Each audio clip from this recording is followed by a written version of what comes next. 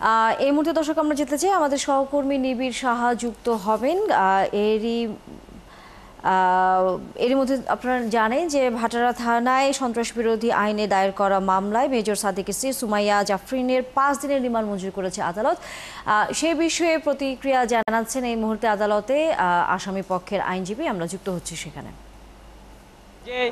আজকে যেহেতু আসামি একজন মহিলা, মহামান্য হাইকোর্ট ডিভিশনে আপিলেট ডিভিশনে সুস্পষ্ট ব্যাখ্যা আছে, যদি কোনো আসামি মহিলা হয়, শিশু হয়, প্রতিবন্ধী হয়, তাহলে তার রিমান্ড নেওয়া যাবে না এবং তাকে জামিনের ব্যাপারে সর্বোচ্চ তাকে অগ্রাধিকার দেওয়া হবে, যেটা মহামান্য হাইকোর্ট আপিলেট ডিভিশনে সুস্পষ্টভাবে ব্যাখ্যা রয়েছে। আমরা বিজ্ঞ আদালতের সেই ব্যাপারে মনোযোগ দৃষ্টি আকর্ষণ করেছি, কিন্তু বিজ্ঞ আদালত আমাদের বক্তব্য শুনেছেন, উভয় পক্ষের বক্তব্য শুনে উনি জামিন নামঞ্জুর করেছেন এবং 5 দিনের রিমান্ড মঞ্জুর করেছেন। আজকের যে আদেশ হয়েছে সেই আদেশে আমরা সংক্ষুব্ধ হয়েছি। আমরা মনে করেছি সেখানে আইনের শাসন প্রতিষ্ঠিত হয়নি এবং আমরা ন্যায় বিচার হতে বঞ্চিত হয়েছি। আমরা সেখানে এর এগেইনস্টে আমরা উচ্চ আদালতে যাব। আশা করি আমরা উচ্চ আদালতে সেই সাবমিশনগুলি রাখবো।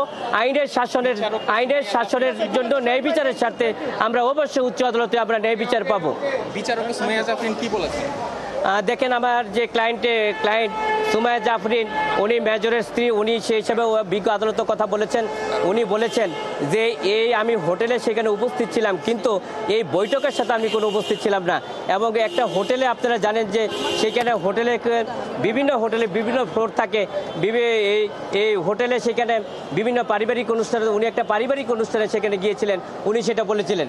এবং এই ঘটনাটা কি ঘটেছিল এবং সেটা উনি জানেন না এবং আদৌ উনি এই সম্পর্কে অবগত না, এবং ওনার হাজব্যান্ড ঘটনার সাথে ছিল কিনা এবং উপস্থিত ছিল কিনা সেটা উনি তথ্য উপাত্ত দিতে পারেন না, উনি বলতে পারেন না। সে বিজ্ঞ আদালতে উনি বলেছেন, বিজ্ঞ আদালত অত্যন্ত মনোযোগ সহকারে, ধৈর্য সহকারে কথাগুলো শুনেছেন।